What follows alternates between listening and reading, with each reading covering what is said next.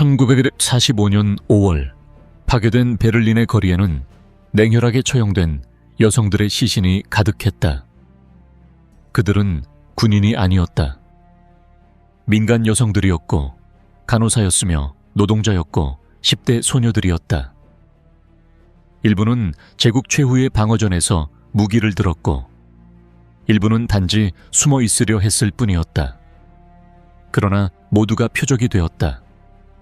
소련군 점령 한복판에서 도시는 집단 강간, 조직적 고문, 즉결 처형의 현장이 되었다.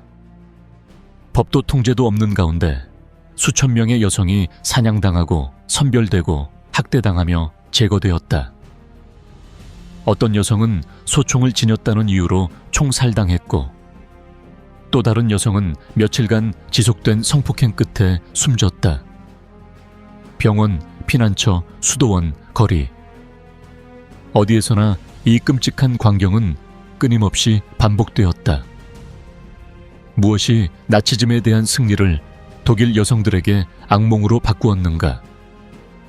그리고 왜 이러한 범죄는 역사 속에서 침묵되었는가? 불타는 베를린 제3제국의 마지막 지역 1915년 4월 한때 나치 제국의 위풍당당한 수도였던 베를린은 이제 연기가 자욱한 폐허의 무덤으로 변해 있었다. 군사 퍼레이드를 위해 설계된 웅장한 대로는 이제 불길과 파편이 가득한 통로가 되었고 12년 동안 나치 권력의 중심지였던 이 도시는 최후의 순간을 맞이하고 있었다. 4월 16일 붉은 군대의 베를린 작전이 시작되었다. 주코프가 이끄는 제1 벨로루시 전선은 동쪽에서, 코네프의 제1 우크라이나 전선은 남동쪽에서, 로코소프스키의 제2 벨로루시 전선은 북쪽에서 독일 수도를 향해 집결했다. 병력은 250만 명 이상, 전차 6,250대, 포병 40젠 준백문으로 나치즘을 무너뜨릴 최후의 망치였다. 스탈린은 서방연합군보다 먼저 베를린을 점령하라고 명령했다. 폐허 위에 휘날리는 깃발은 붉은 깃발이어야만 했다. 이는 단순한 군사적 목표를 넘어 독일의 침공으로 사망한 2,700만 소련인을 위한 복수의 상징이었다. 헬무트 바이들링 장군이 지휘하는 베를린 방위군은 거의 저항력을 갖추지 못했다. 명목상 80만 명의 방어 병력 중 대부분은 히틀러 유겐트의 10대 청소년, 폴크스슈투름의 노인들, 강제 동원된 외국인 노동자였고 실질적인 정규군은 약 4만 5천 명에 불과했으며 주로 SS 병력이었고 그들은 자비를 기대하지 않았다. 도시는 즉석 요새로 바뀌었다.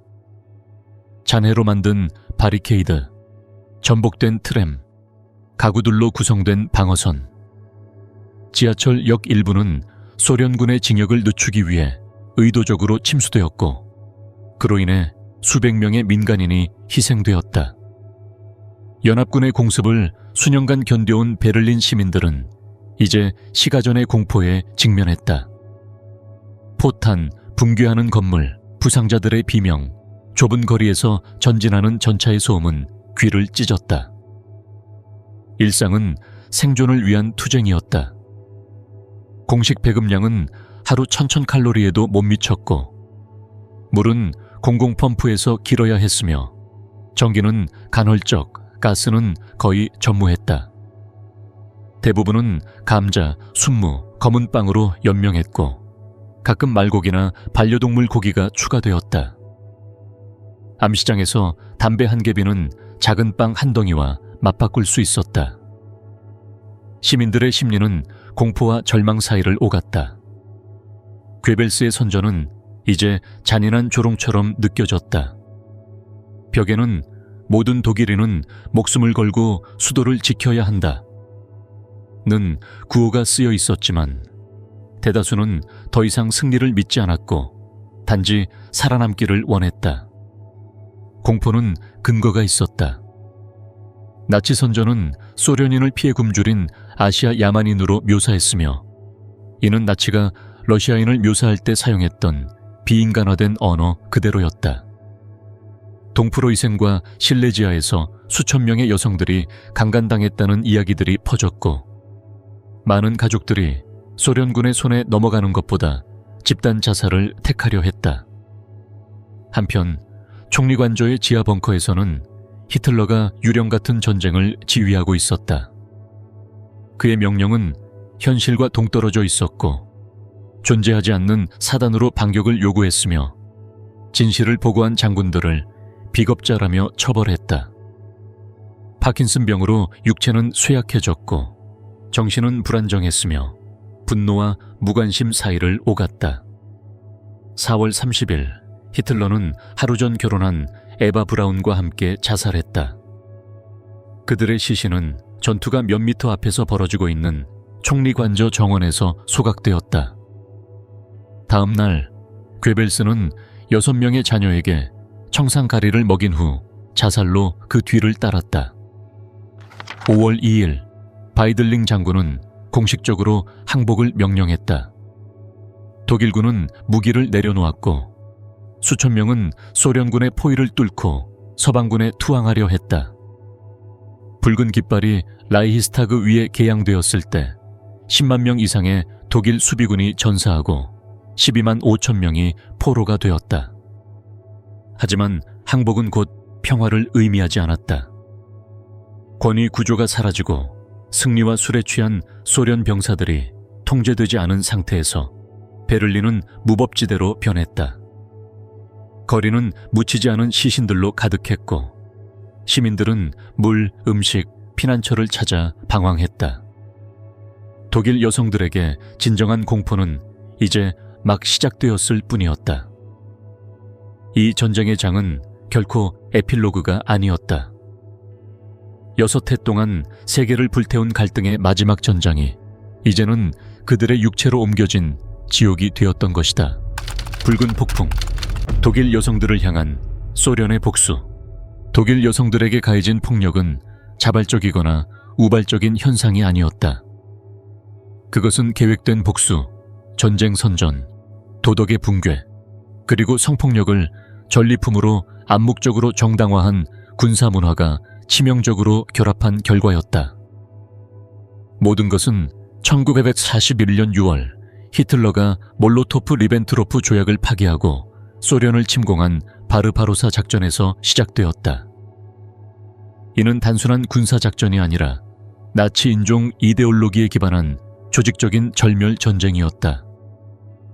동방 총계획은 독일 식민을 위한 생활공간 레벤스라움 창출을 목표로 슬라브 인구의 제거 또는 노예화 계획을 포함했다. 이 묵시록적인 비전은 정치장교, 유대인, 파르티잔을 민간과 구분 없이 처형하라는 명령으로 구체화되었다. 독일군은 전례 없는 파괴의 흔적을 남겼다. 마을 전체가 파괴되고 주민들은 처형되거나 강제 노동자로 추방되었다. 철수 중 독일군은 초토화 정책을 시행하며 농장에 불을 지르고 가축을 도살하고 우물을 독살시키고 기반시설을 파괴했다. 소련의 고통은 헤아릴 수 없을 정도였다. 약 2,700만 명의 시민이 목숨을 잃었고 이 중 70만 명은 군인 1,800만 명 이상은 민간인이었다. 레닌그라드는 900일 동안 포위되었고 80만 명이 굶주림과 추위, 폭격으로 사망했다. 스타링라드에서는 집집마다 벌어진 전투로 약 90만 명의 병사가 사망했다. 키예프 근처 바비야르에서는 독일 특수부대가 단 이틀 만에 3만 3천 명의 유대인을 처형했다. 성폭력도 이 침공의 일부였다. 역사 연구에 따르면 독일군은 특히 우크라이나와 벨라루스에서 체계적으로 성폭행을 자행했다. 홀로코스트처럼 조직적이지는 않았지만 이 공격은 광범위하게 이루어졌고 종종 피해자를 살해하는 것으로 끝났다. 슬라브인을 비인간화한 이데올로기는 많은 병사들이 이 행위를 범죄가 아니라 열등 인종에 대한 정당한 행위로 인식하게 만들었다. 1945년 소련군이 독일 국경을 넘었을 때 그들은 무기뿐 아니라 거의 성경적인 복수심을 품고 있었다. 많은 병사들은 집이 파괴되고 가족이 학살된 경험을 가지고 있었고 죽은 사랑하는 이의 사진을 들고 복수를 맹세했다. 소련의 선전은 이러한 충동을 완화하기는커녕 오히려 조장했다. 작가 일리아 에렌부르크는 다음과 같은 문구를 담은 선동적인 글을 실었다. 하루에 독일인을 한 명이라도 죽이지 않았다면 그 하루는 헛되이 보낸 것이다.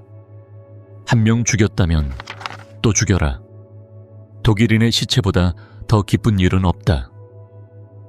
수백만 부가 배포된 이 팜플렛들은 모든 독일인을 정당한 표적으로 전락시켰다.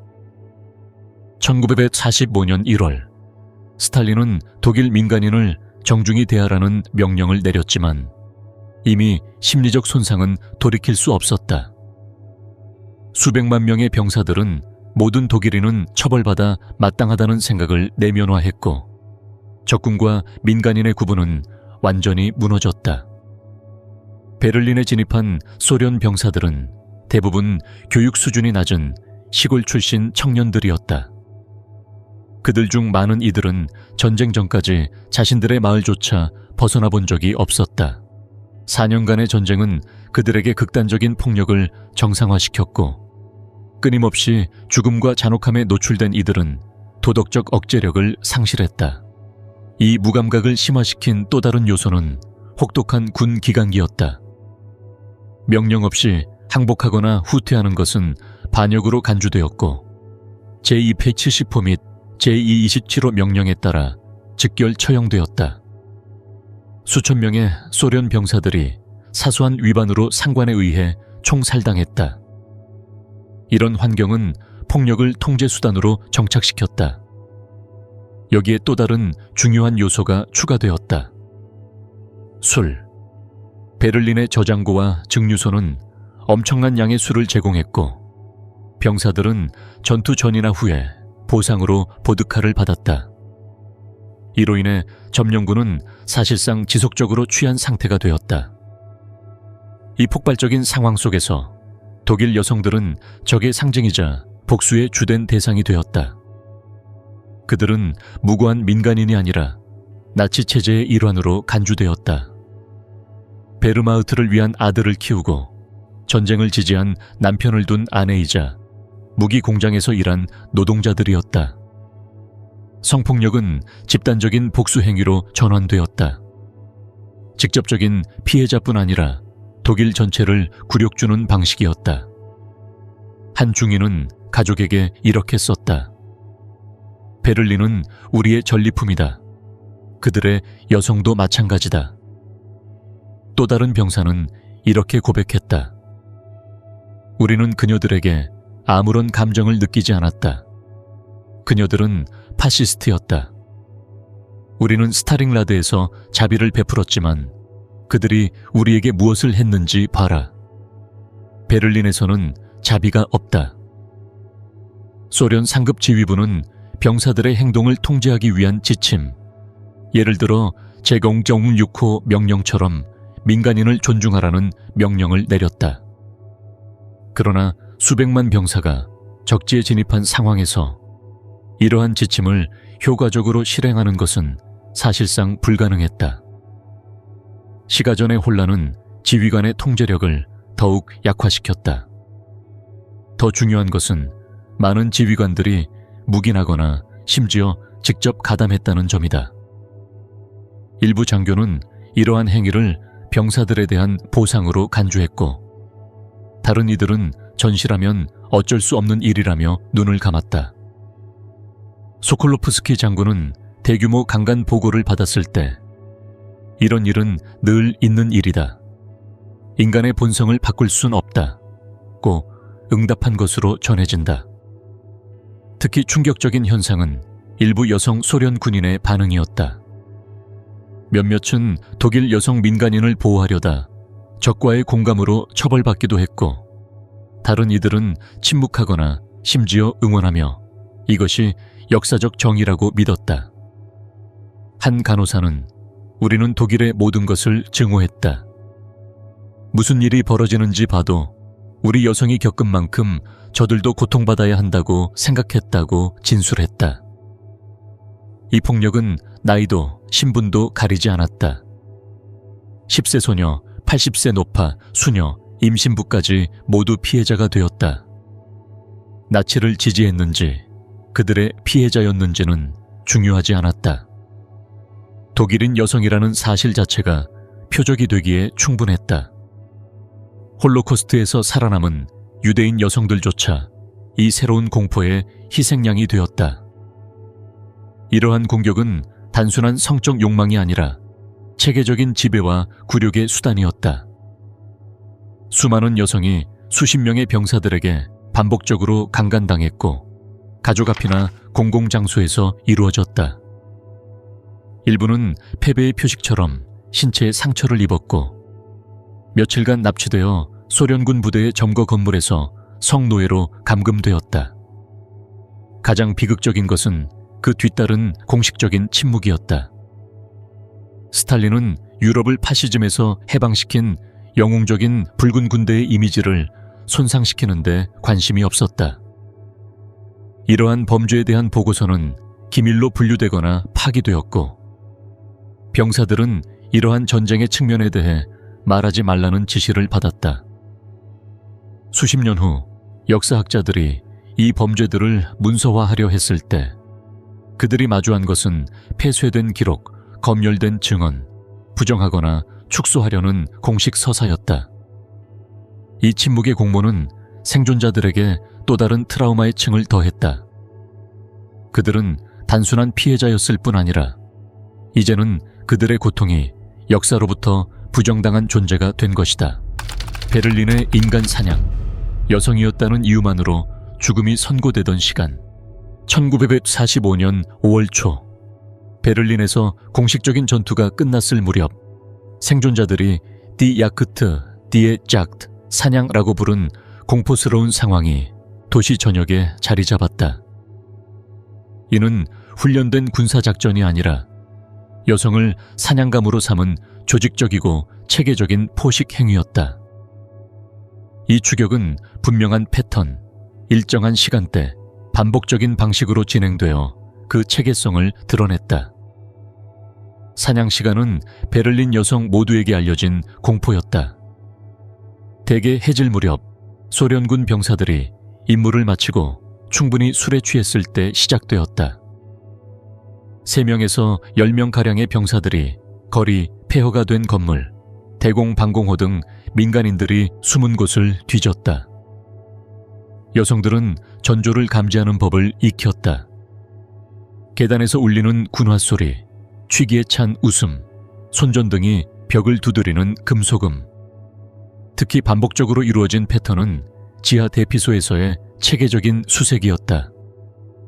공습에서 수많은 목숨을 구한 이 공간들은 이제는 죽음의 함정으로 바뀌었다. 병사들은 손전등을 들고 들어와 어둠 속에서 공포에 질린 민간인들의 얼굴에 빛을 비추고 가장 젊은 여성들을 골라냈다. 때로는 통역을 동원했지만 대개는 프라우, 컴의 여자, 와라 같은 기본 독일어 표현이나 손짓으로 여성들을 지목했다. 저항은 불가능했다.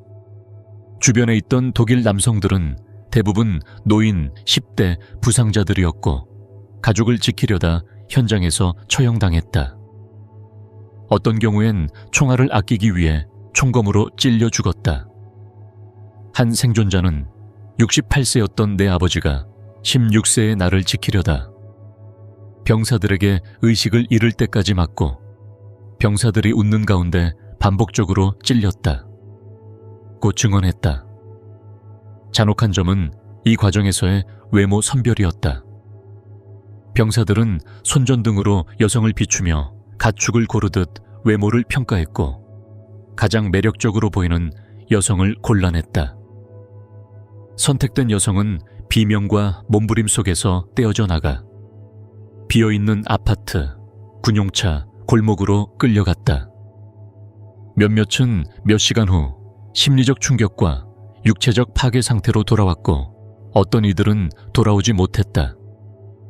며칠, 몇 주 후 시신으로 발견된 이들은 극심한 고문 흔적이 있는 경우도 있었다. 선택을 피하기 위해 여성들은 다양한 위장 전략을 개발했다. 일부는 나이 들어 보이거나 매력 없어 보이도록 노력했다. 얼굴에 재나 진흙을 바르고 머리를 풀고 몇 사이즈 큰 노인의 옷을 입거나 더러운 붕대로 병을 가장했다. 머리를 밀거나 이빨에 숯을 칠해 충치를 흉내낸 경우도 있었고 젊은 엄마들은 아기 똥을 온몸에 바르기도 했다. 이러한 전술은 때때로 효과가 있었지만 병사들은 곧 이러한 위장을 꿰뚫기 시작했다. 다른 이들은 극도로 좁은 공간에 며칠 또는 몇 주씩 숨는 방법을 택했다. 가짜 천장 틈, 옷장 뒤, 통풍구, 잔해로 봉인된 지하실 등. 한 생존자는 40cm 남짓한 천장과 천장 사이 틈에 3일간 숨어 있었다. 아래에서 다른 여성이 공격당하는 소리를 들으면서도 단 한 번도 몸을 움직일 수 없었다고 말했다. 또 다른 여성은 굴뚝 안에 2주간 숨어 있었고 병사들이 자리를 비운 틈을 타 이웃이 몰래 음식을 제공했다. 여성들은 또한 경고 및 소통 체계를 마련했다. 배관을 두드리는 암호로 병사의 접근을 알렸고 일부는 창이나 옥상에 감시자를 세워 경계를 섰다. 빌머스도르프, 윌머스도프 지역에서는 이웃들이 특정 창문에 걸린 시트로 피난처까지의 안전 경로를 알리는 신호 체계를 고안했다. 가장 잔인했던 관행 중 하나는 교대 또는 수송대, 컨보이였다.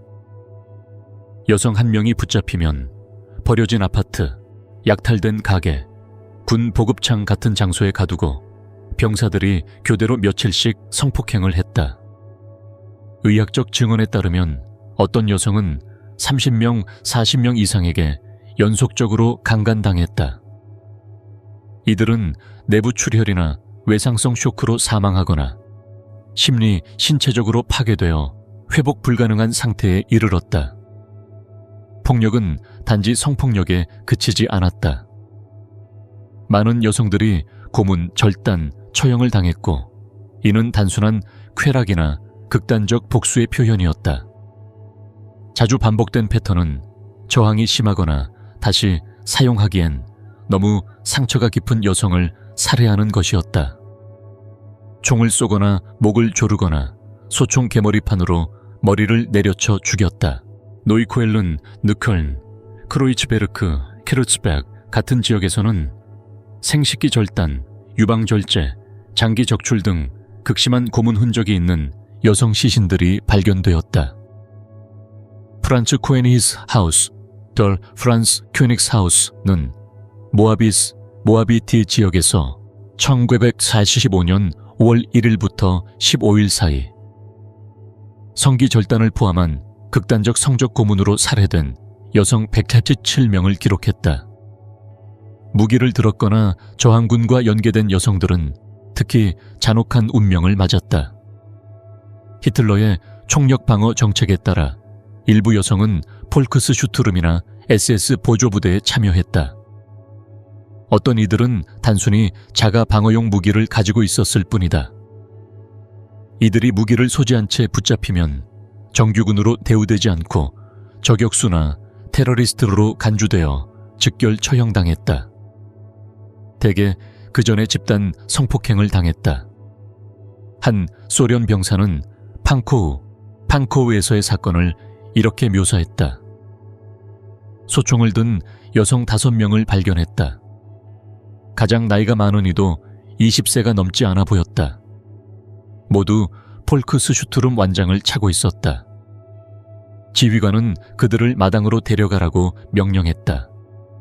나는 신문을 받을 줄 알았는데 단순히 벽 앞에 세우고 바로 총살했다. 그리고 시신을 그대로 두어 다른 파시스트들에게 경고로 삼았다. 이러한 잔혹 행위가 벌어진 장소들은 공통된 특징을 공유하고 있었다. 피해자들이 완전히 고립되어 무방비 상태로 남겨지는 공간이었다. 쇠네베르크, 슈네베알의 한 산부인과 병원에서는 병사들이 간호사들뿐만 아니라 막 출산한 산모들까지 공격했으며 일부는 아직 링거에 연결된 상태였다. 학교들은 즉흥적인 피난처로 자주 이용되었기에 주요 표적이 되었다. 라이프니츠, 레임니스 학교에서는 소련 포병 부대가 지휘본부를 설치한 날, 하루 만에 최소 70명의 여성과 소녀들이 성폭행을 당했다. 특히 충격적이었던 것은 종교기관에 대한 공격이었다. 여러 수도원이 침입당했고 수녀들은 그들의 종교적 지위에도 불구하고 혹은 그로 인해 오히려 더 강한 순결의 상징으로 여겨져 체계적인 성폭행을 당했다. 밑에의 가톨릭 산타 이사벨.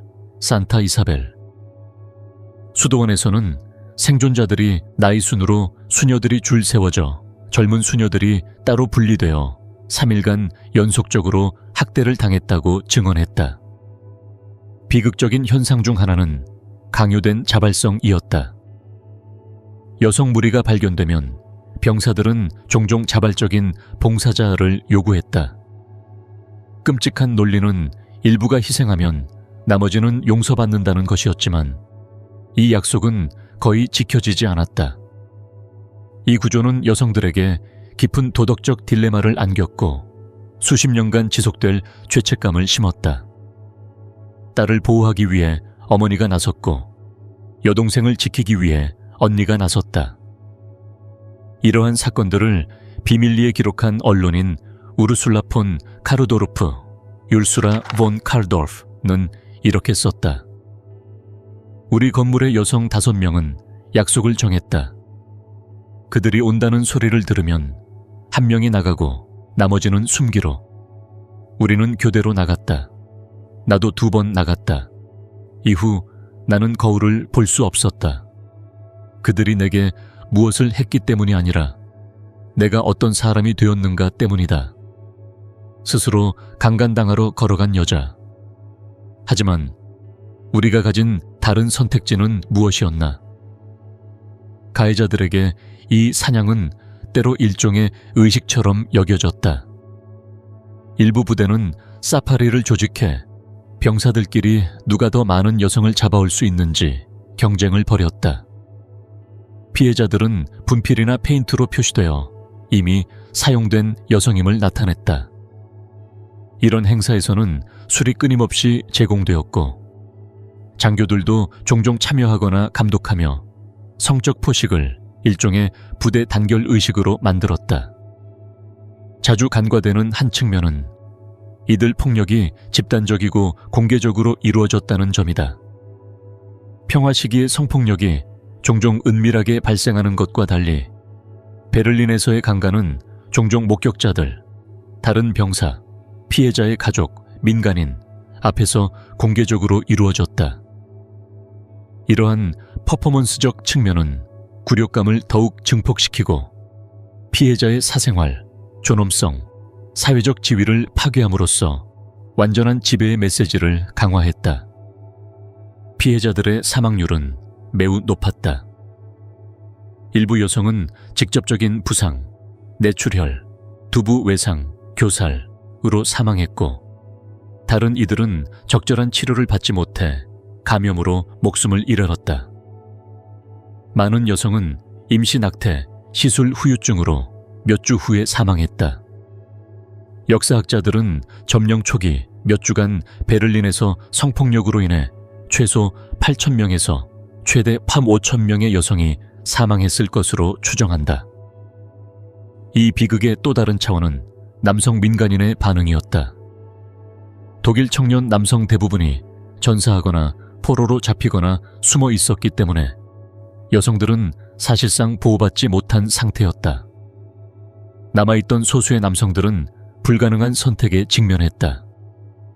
개입은 확실한 죽음을 의미했고 방관은 가족을 지키지 못했다는 죄책감을 의미했다.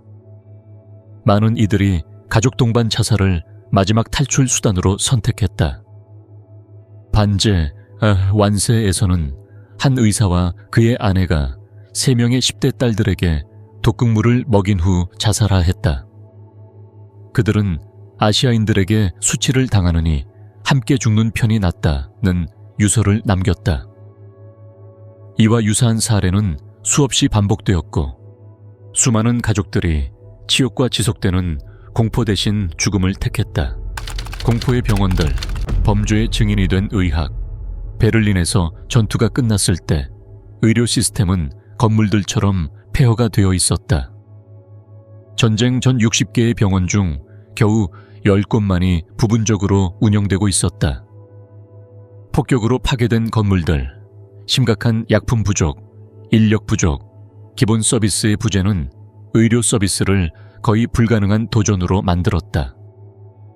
베를린의 병원들은 체계적인 성폭력에 의해 파괴된 몸과 마음을 치료하는 새로운 전쟁의 최전선으로 변모했다. 베를린에서 가장 중요한 의료기관이었던 샤리테 병원은 체계적인 대응을 조직하려 했다. 페르디난트 자우어부르흐 박사의 지휘 아래 성폭력 피해자를 치료하기 위한 특별구역이 지정되었다. 회수된 의료 기록은 비극의 규모를 들여다보는 충격적인 창을 제공한다.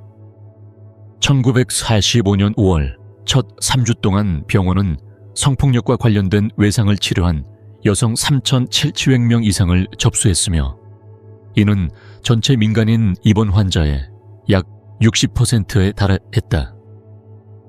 진단은 끔찍할 정도로 유사했다. 질 및 직장 파열, 골반 외상, 내부 출혈, 극심한 폭력으로 인한 골절, 뇌진탕 등이었다. 산부인과 과장이었던 발터 슈테켈 박사는 이렇게 적었다. 우리는 전례 없는 현상과 맞서고 있다. 우리가 매일 보는 부상은 심각성과 수에서 과거 어떤 문서보다도 심각하다. 우리는 고립된 성폭력 사건을 치료하는 것이 아니라 산업화된 성폭력의 결과를 다루고 있다. 의료 인프라는 완전히 과부하 상태였다. 외과의들은 중세시대의 조건에서 수술을 수행했다. 적절한 마취제 없이 알코올로 소독한 기구들로 때론 끓인 물로 씻어낸 기구로 수술을 진행했다. 정전시 수술실은 촛불 아래에서 운영되었다.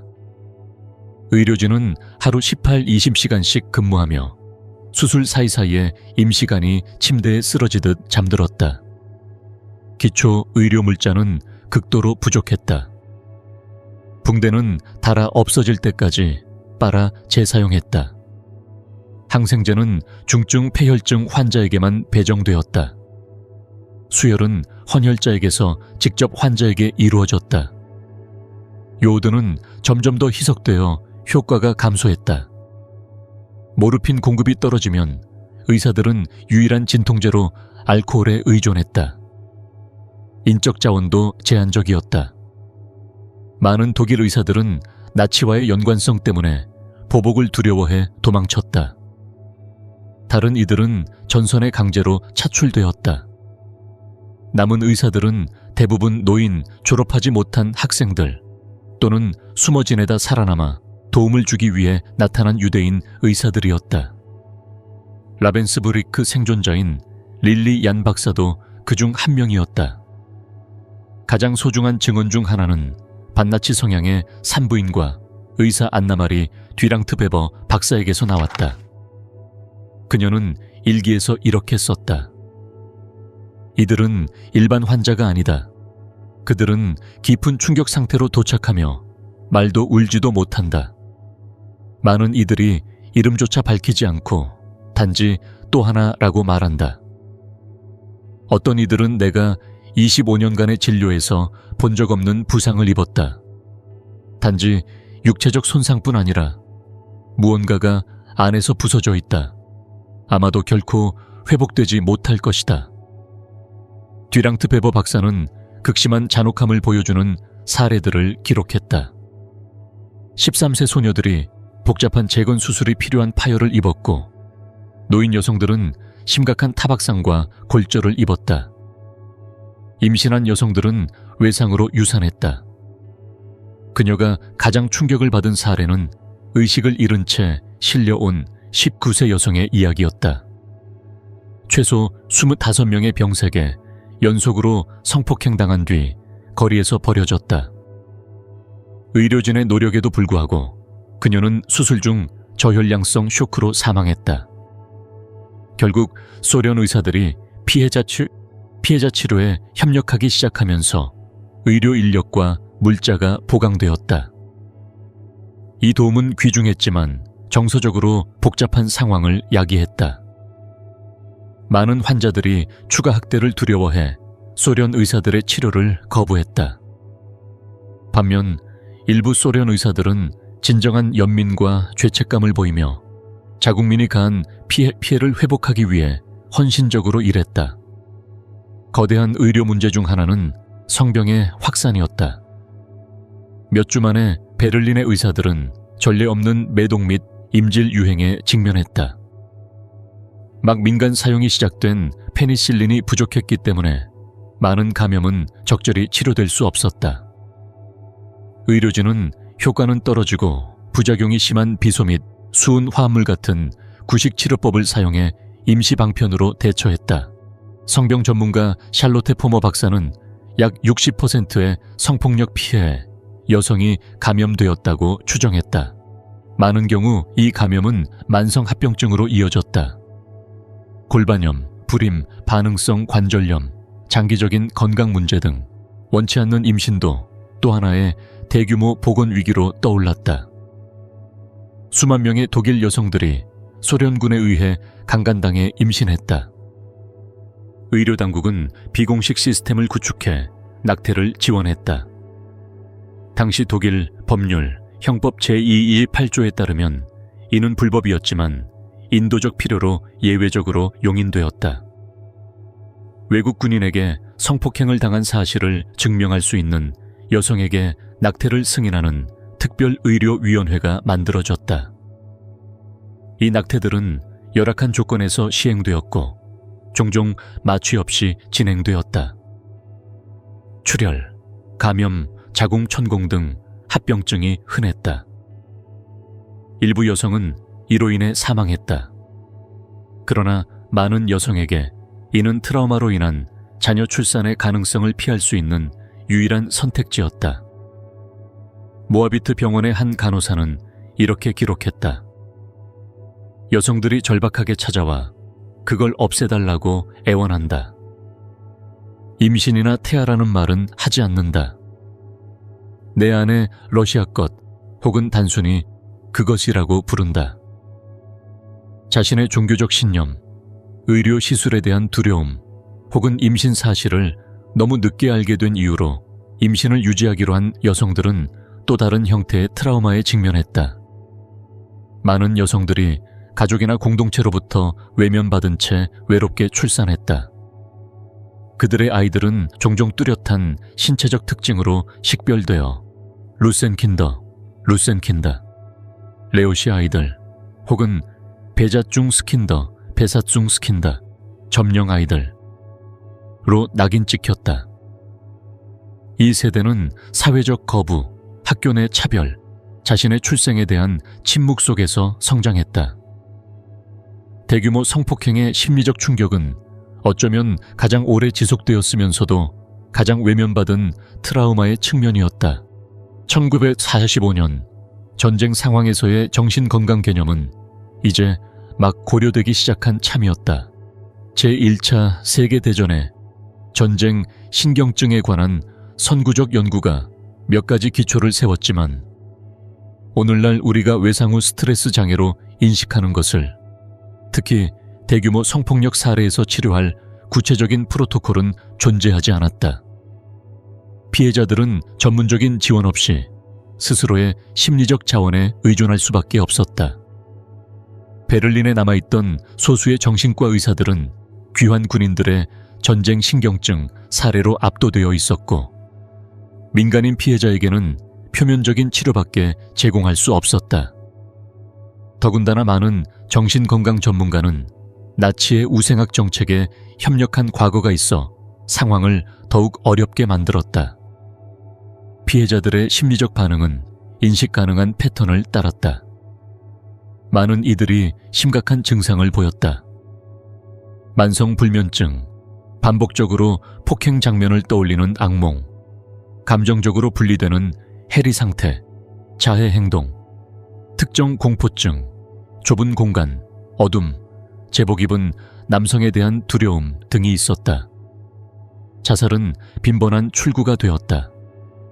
기록에 따르면 1945년 여름 여성 자살률이 극적으로 증가했다. 슈테글리츠 지역에서만도 6월에 40명 이상의 여성이 자살했으며 많은 이들이 남긴 유서에는 자신이 겪은 폭행을 언급하고 있었다. 가장 흔한 방법은 수면제 과다 복용이었고 그 뒤를 이어 가스 중독, 교수형이 있었다. 일부는 소련 경찰서나 광장과 같은 공공장소에서 자살을 선택하며 마지막 항의의 뜻을 나타냈다. 파괴적인 현상 중 하나는 자기 억압에 의한 침묵이었다. 대부분의 생존자는 자신에게 일어난 일을 결코 말하지 않았다. 사회적 낙인, 수치심, 거절에 대한 두려움, 그리고 이 트라우마를 처리할 문화적 틀의 부재는 많은 여성들로 하여금 자신의 경험을 묻어두게 만들었다. 이 침묵은 세대를 넘어 영향을 미쳤다. 이 여성들이 자신의 몸, 파트너, 자녀와 관계를 맺는 방식에 영향을 준 것이다. 한 환자는 듀랑트 베버 박사에게 이렇게 말했다. 절대 아무에게도 말하지 않을 거예요. 언젠가 결혼하더라도 남편에게는 절대 말하지 않을 거예요. 이건 무덤까지 가지고 갈 거예요. 일부 생존자는 의사들이 무감각 증후군이라 부른 상태를 겪었다. 이는 여성들이 실용적인 면에서는 정상적으로 기능하는 것처럼 보이지만 깊은 감정적 감각이나 표현 능력을 상실한 일종의 지속적인 해리 상태였다. 한 간호사는 이런 환자들을 걷고 말은 하지만 눈은 텅 비어있는 여성들, 마치 진짜 자아가 1945년 5월에 갇혀버린 것처럼 이라고 묘사했다. 의료진과 병원 직원에게 있어 이 정도의 고통과 끊임없이 접촉하는 것은 2차적 트라우마를 야기했다. 많은 이들이 극심한 피로, 알코올 중독, 심한 우울증을 겪었다. 어떤 이들은 직업적 신념 자체에 위기를 느꼈다. 카테 라이히터 박사는 이렇게 썼다. 나는 매일 우리 진짜 도움이 되고 있는지 스스로에게 묻는다. 우리는 몸을 치료하지만 그들의 영혼은 어떻게 되는가? 우리는 수리된 여성들을 그들을 파괴한 세상으로 돌려보낸다. 이것이 의학인가? 아니면 단지 더 정교한 고문 방식인가? 듀랑트 베버 박사처럼 일부는 그 고통을 활동가 정신으로 전환시켰다. 그녀는 이후 여성의 생식 건강과 권리를 위한 단체들을 설립했으며 1947년에는 서독 최초의 가족계획 상담소 중 하나를 설립했다. 그곳에서는 의료 서비스뿐만 아니라 여성들이 자신의 경험을 이야기할 수 있는 공간도 제공되었다.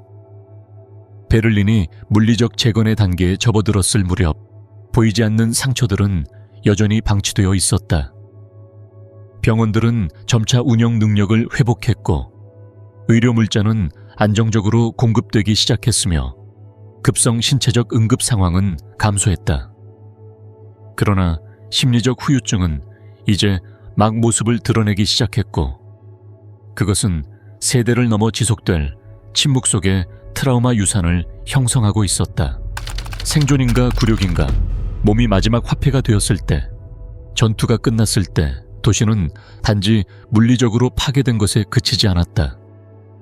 사회적, 경제적 구조는 완전히 붕괴되었다.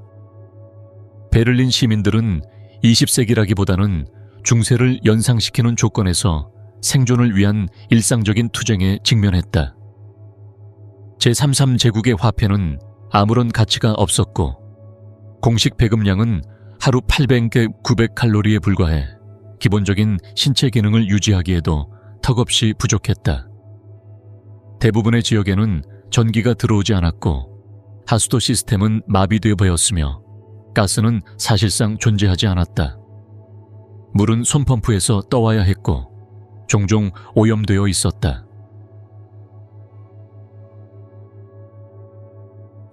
겨울이 다가오면서 시민들, 특히 여성, 노인, 어린이들은 굶주림과 동사에 직면했다. 이러한 상황 속에서 물물 교환 기반의 비공식 경제가 등장했다.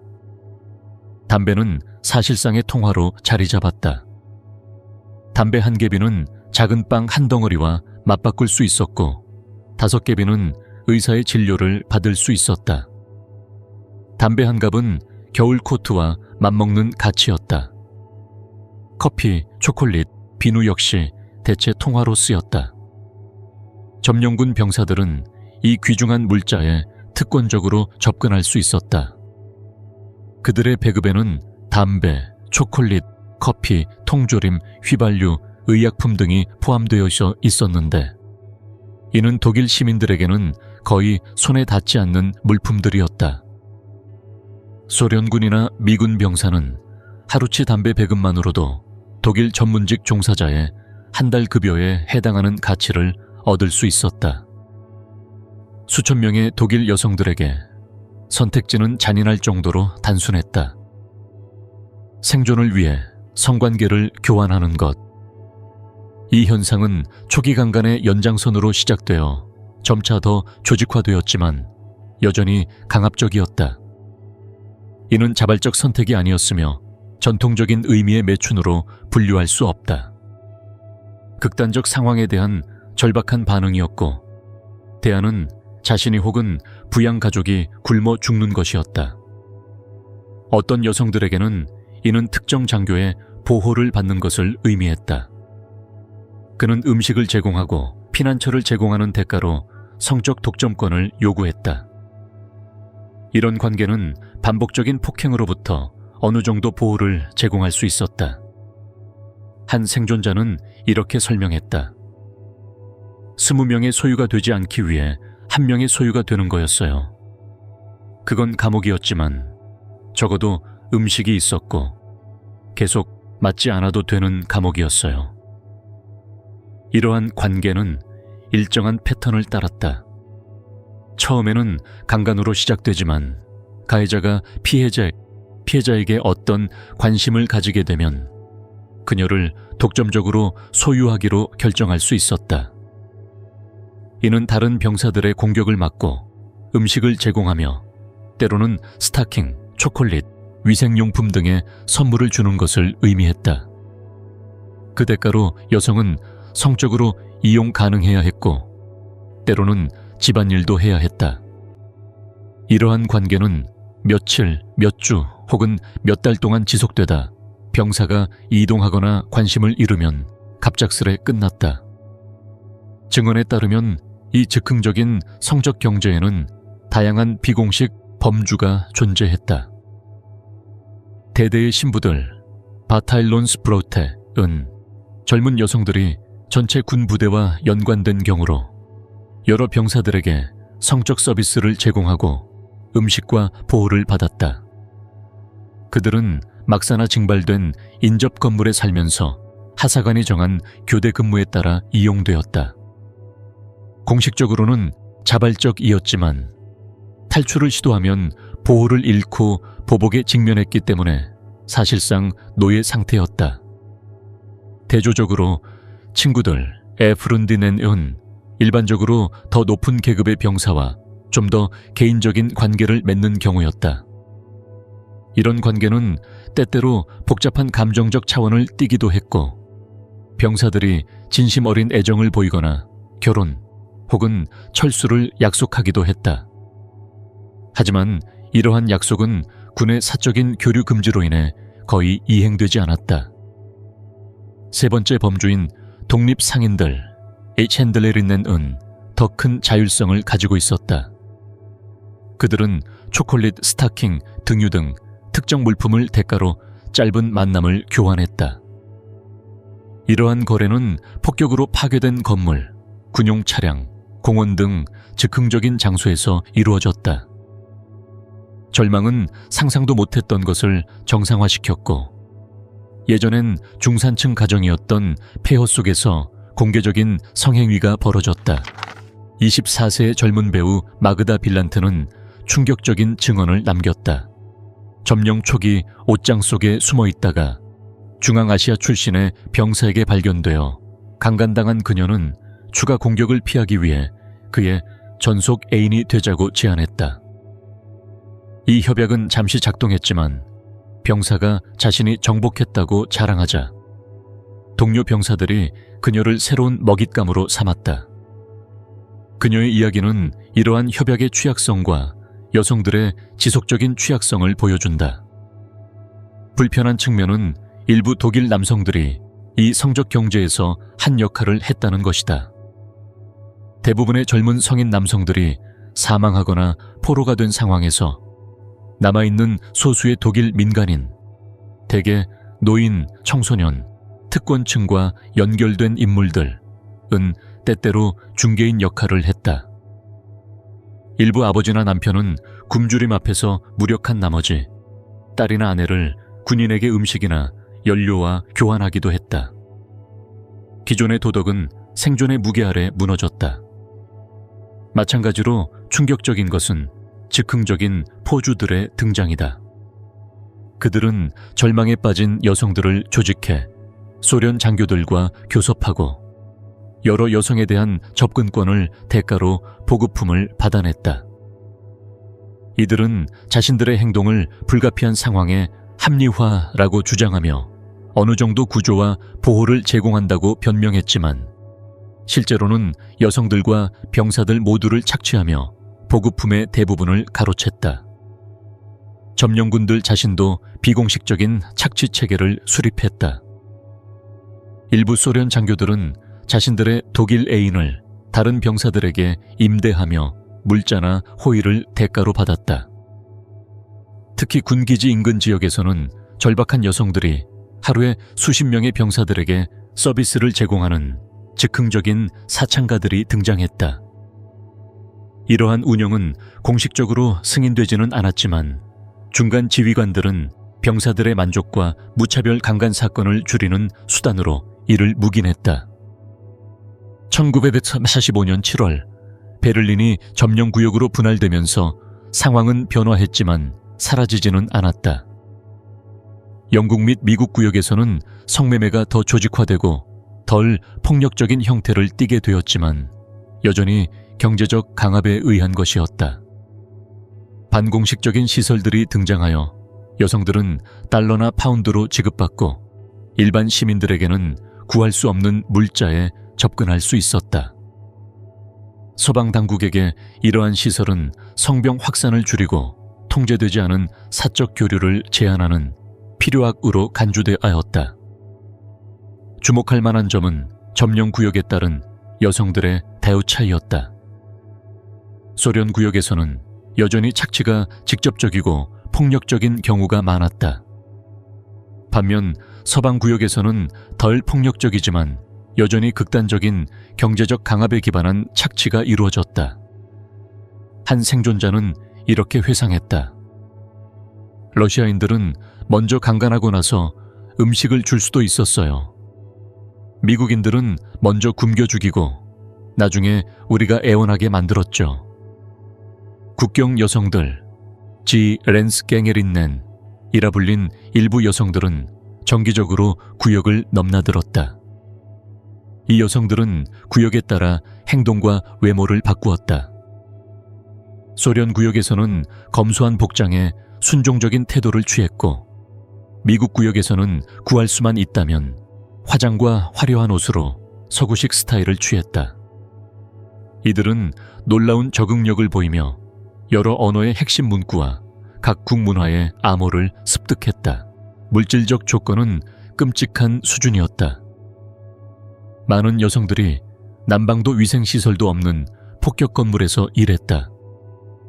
겨울에는 영하의 기온으로 인해 동상과 폐렴이 빈번했다. 수돗물이 없어 기본적인 위생도 유지할 수 없어 감염률이 높았다.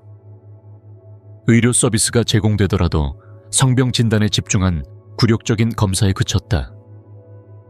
추위와 시선을 피하기 위해 여성들은 특정한 복장을 개발했다. 고객을 응대할 때 빠르게 입고 벗을 수 있도록 낡은 옷을 여러 겹 걸쳤고, 얼굴은 스카프나 두건으로 가려 사회적 낙인뿐 아니라 가족이나 이웃에게 들키는 것을 피하려 했다. 이러한 익명적 외양은 그들이 처한 상황과 분리된 어떤 정체성을 유지하려는 절박한 시도였다. 건강에 대한 결과는 참혹했다. 성병은 빠르게 퍼졌고, 생존을 위한 성적 교환에 관여한 여성 중 60% 이상이 감염되었다. 매독과 임질이 특히 흔했으며 연성하감, 림프유 가종성 성병 등 드문 감염도 보고되었다. 전선에서 불규칙한 치료로 생긴 내성균은 한정된 의료 자원으로는 치료가 매우 어려웠다. 원치 않는 임신도 흔했고, 이는 열악한 조건에서의 낙태나 신생아 유기로 이어졌다. 병원들은 1946년 동안 벌여진 신생아 수의 급증을 보고했고, 이들 중 많은 아이들이 혼혈 외모를 보였다. 노이코엘른 병원 산부인과는 1945년 6월에서 12월 사이 출생아의 60% 이상이 미혼모에게서 태어났으며, 이들 중 약 3분의 1은 병원에 위탁되거나 출산 직후 유기되었다고 보고했다. 시간이 지나면서 성착취 구조는 진화하고 제도화되었다. 베를린이 일시적인 점령에서 더 안정된 외국군 주둔 상태로 전환되면서 성매매가 묵인되거나 사실상 규제된 지구들이 등장했다. 포츠다머 플라츠, 알렉산더 플라츠, 철도역 근처 지역 등에는 술집, 클럽, 호텔이 생겨났고, 이들은 사실상 성매매 공간으로 기능했다. 당국은 이러한 활동을 특정 지역에 집중시켜 통제하는 것을 선호했다. 가장 가슴 아픈 것은 여성들의 사회적 변형이었다. 그들은 피해자에서 협력자 혹은 매춘부로 낙인 찍혔다. 독일 사회는 집단적 트라우마를 처리하지 못하고 그 부끄러움과 죄책감을 여성들에게 투사했다. 이들은 공동체에서 배제되고 가족에게 거부당했으며 공개적으로 지탄받았다. 처음엔 강간당하고 그 후 생존을 위해 성매매를 강요당한 여성들조차도 더럽고 배신자라는 이중 낙인을 안고 살아야 했다. 훗날 배우가 된 힐데가르트 크네프는 이 과정을 이렇게 묘사했다. 처음엔 우리는 러시아인의 피해자였어요. 그 다음엔 굶주림의 피해자였죠. 결국에는 우리 이웃의 피해자가 되었어요. 그들은 우리를 쓰레기처럼 바라봤죠. 아무도 우리가 왜 그렇게 행동했는지 묻지 않았어요. 그 상황에서 자기가 어떻게 했을지 생각하는 사람도 없었어요. 비난하고 손가락질하는 게 훨씬 쉬웠죠. 이러한 낙인은 이러한 상황에서 태어난 아이들에게도 이어졌다. 점령군 병사의 자녀를 둔 여성들은 잔인한 배척에 직면했다. 이 아이들은 아버지의 국적에 따라 루센킨더, 아미 베이비, 아미 베비스, 점령 아이들, 베사쭝스킨다 등 경멸적인 명칭으로 불렸다. 학교와 공공장소에서 이들은 잦은 조롱과 체계적인 배제를 겪었다. 많은 어머니들은 아이들을 고아원에 보내거나 입양을 선택했다. 사회적 증오로부터 보호할 수도 없고 경제적으로 키울 수도 없었기 때문이다. 다른 여성들은 아이의 출생 배경을 숨기고 실종되었거나 전사한 독일 아버지에 대한 거짓 이야기를 만들어냈다. 어떤 여성은 자신의 과거를 모르는 새로운 도시로 이주해 삶을 다시 시작했다. 이 상황은 참혹한 도덕적 딜레마를 초래했다. 많은 여성들이 비록 그 임신 경위가 참혹했음에도 자녀를 진심으로 사랑했지만 그들을 곁에 두는 것이 곧 낙인 찍힌 삶을 의미한다는 사실을 알고 있었다. 크로이츠베르크의 한 여성은 이렇게 적었다. 나는 내 아이를 사랑해요. 하지만 그를 볼 때마다 나를 강간한 남자가 떠올라요. 그리고 다른 사람들이 그를 볼 때마다 적을 보는 것 같아요. 어떻게 그를 보호할 수 있을까요? 때때로 그를 사랑한다는 건 떠나보내는 것이라고 생각해요. 1947, 8년. 특히 서방구역의 화폐 개혁 이후 경제 상황이 점차 안정되면서 많은 여성들이 생존형 성매매에서 벗어날 수 있었다. 하지만 수년간 이런 조건에서 살아온 후 이들은 최신 직업 기술도 정규 교육도 사회적 연결망도 부족했다. 일부는 여전히 성매매를 유일한 현실적인 선택지로 이어갔지만 그 절박함은 덜했다. 다른 이들은 공장, 청소 서비스, 가정부 등 주변적 직업을 찾았고 대부분은 과거를 비밀로 간직한 채 살아갔다. 얼굴 없는 범죄들, 베를린 공포에 보이지 않는 흔적들, 붉은 군대의 철수와 베를린 권력의 제도화 이후 재건이 시작되었다.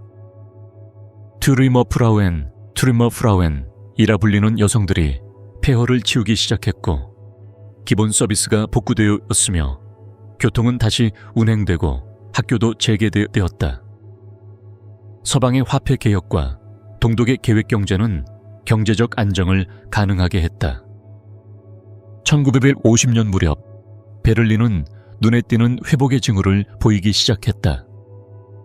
하지만 동시에 보이지 않는 여파는 계속되었다. 점령 기간 동안 강간과 강제 성매매를 겪은 수만 명의 여성들이 존재했다. 이 경험들은 공개적으로 논의되지 않았고 제도적으로 인정받지도 못했다. 심리적 트라우마는 의료적 또는 사회적 치료를 받지 못했다. 독일 민주공화국 RDA에서는 국가 차원에서 이 주제를 침묵시켰다. 이 사실을 인정하는 것은 붉은 군대를 해방군으로 묘사하는 공식 이미지에 반하는 것이었기 때문이다. 기록이 파기되고 문서는 비공개로 분류되었으며 증언의 출판이 금지되었다. 이 주제를 연구하려 한 학자들은 감시, 검열 혹은 직업상의 불이익에 직면했다. 독일 연방공화국 RFA에서는 냉전 기간 외교적 이해관계로 인해 침묵이 유지되었다. 당국은 소련과의 긴장을 피하려 했고 일반 대중도 최근의 트라우마를 억누르려는 경향 속에서 이 주제를 다루지 않았다. 일부 교회는 피난처와 의료 지원을 제공했지만 동시에 피해 여성들에 대한 사회적 낙인을 강화했다. 몇몇 경우에는 소련군 병사의 자녀를 둔 여성들이 종교 공동체에서 배제되거나 자녀를 포기하라는 압력을 받기도 했다. 특정 조건에서만 기관에 수용되는 경우도 있었다. 피해 여성들 중 다수는 오늘날 외상 후 스트레스 장애 PTSD로 분류되는 증상을 겪었다. 불면증, 플래시백, 과잉 경계, 감정적 해리, 안정적인 애정 관계 유지 불가능 등 당시에는 이를 진단하거나 치료할 임상적 틀이 존재하지 않았다. 1970년대 80년대에 이루어진 후속 연구들은 지속적인 심리적 트라우마의 패턴을 밝혀냈다. 어떤 여성들은 자신의 경험을 정신적으로 단절된 공간에 나누어 보관했고 또 어떤 여성들은 수십 년이 지난 뒤에도 특정 감각 자극으로 격렬한 반응을 보이기도 했다. 일부는 기억의 일부분을 잃거나 선택적 무언증 상태를 경험했다. 트라우마의 영향은 자녀들에게도 확장되었다. 많은 아이들이 과잉 경계, 불안, 외부 세계에 대한 불신, 감정 소통 부재의 환경에서 성장했다. 딸들은 강한 사회적 제약 속에서 길러졌고 아들들은 남성성에 대한 모순된 메시지를 접했다. 이로 인해 가족 역학은 폐쇄적인 구조를 띠며 외부와의 상호작용이 적었다. 이른바 점령 아이들은 자신의 출생에 대해 왜곡되거나 단편적인 버전으로 성장했다. 일부는 입양되었고 다른 이들은 신분이 숨겨진 채 자랐다. 1980년대부터 이들 중 일부는 개인의 역사 재구성을 시도했지만 폐쇄된 기록, 소실된 문서, 불완전한 증언 등 많은 장애물에 부딪혔다. 지원단체들이 생겨났지만 공식 정보 부족으로 효과는 제한적이었다. 병원 기록, 출생 증명서, 교회 문서들이 조작되거나 삭제된 사례도 발견되었다. 일부 어머니들은 고령이 되어서도 침묵을 유지했다. 소련 군사 기록에 대한 접근 요청은 종종 무응답으로 돌아왔다. 유전자 검사를 통해 혈연을 확인하려는 시도도 있었다. 후속 세대에 대한 연구에서는 3세대에도 영향을 미친 심리적 효과가 확인되었다. 만성불안, 수면장애, 감정적 애착 형성의 어려움 등이 보고되었으며 이는 비언어적 트라우마 전이의 일환으로 해석되었다. 가족 행동, 심지어 후생 유전학적 메커니즘을 통한 전이 가능성에 대한 가설도 제기되었다. 최근 임상심리학 연구는 극단적 모성 스트레스와 유전자 발현 변화 간의 관계를 탐색하고 있다. 점령 중의 대규모 성폭행은 전쟁 범죄로 법적으로 심판받지 않았으며 공식적으로도 인정되지 않았다. 뉘른베르크 재판에서는 성폭력 관련 혐의가 포함되지 않았고 피해 여성들에게는 배상이나 공식적인 인정이 이루어지지 않았다. 수십 년 동안 소련의 공식 입장은 이를 부정하거나 축소하는 것이었다. 1990년 독일 통일 이후 이전에는 접근할 수 없었던 기록을 바탕으로 한 연구들이 시작되었다. 1954년 처음 영어로 출판된 베를린의 한 여인은 독일에서는 거부 반응을 일으켰으며 2003년에야 독일어로 재출간되어 대중의 주목을 받았다. 이 책은 학계와 언론의 새로운 연구 물결을 촉진했고 그 상세하고 연대기적인 증언은 이후 증언 수집의 주요 참고 자료가 되었다. 바르바라요, 헬케 잔더, 아티나 그로스만과 같은 연구자들은 생존자의 증언을 수집했다. 베를린에서만 10만 L 13만 명, 독일 전역에서는 200만 명 이상이 강간당한 것으로 추정되었다. 이는 고립된 사건이 아니라 광범위한 관행이었다는 사실을 보여준다. 여러 보고서는 점령 초기 몇 주간 사건이 집중되었으며 이후 수개월간 이어졌음을 나타낸다. 이러한 연구를 바탕으로 대중을 향한 문화적 재현과 다큐멘터리가 제작되었다. 일부 추모비가 세워지고 추모 행사가 진행되었지만 대부분의 피해자가 이미 세상을 떠난 후였다. 일부 지방정부는 박물관이나 역사 기록물에 해당 사건에 대한 구체적인 언급을 포함시켰다. 무력 충돌 중에 체계적인 성폭력은 1998년 로마 규정에 따라 전쟁 범죄로 공식 인정되었다. 이 규정은 국제형사재판소의 설립 기반이 되었으나 1945년에는 존재하지 않았기 때문에 소급 적용에는 법적 제약이 따른다. 인권을 근거로 한 개별 소송은 사건 당시 국제사법권의 부재로 인해 기각되었다. 일부에서는 소련의 계승국인 러시아가 공식적으로 인정하거나 최소한 군사 기록에 대한 전면적 접근을 허용할 것을 요구해왔다. 또 다른 이들은 철저한 역사적 문서화와 기억 공간의 조성을 우선시한다. 일부 학술 포럼에서는 제2차 세계대전 당시 성폭력만을 주제로 한 국제회의도 제안되었다.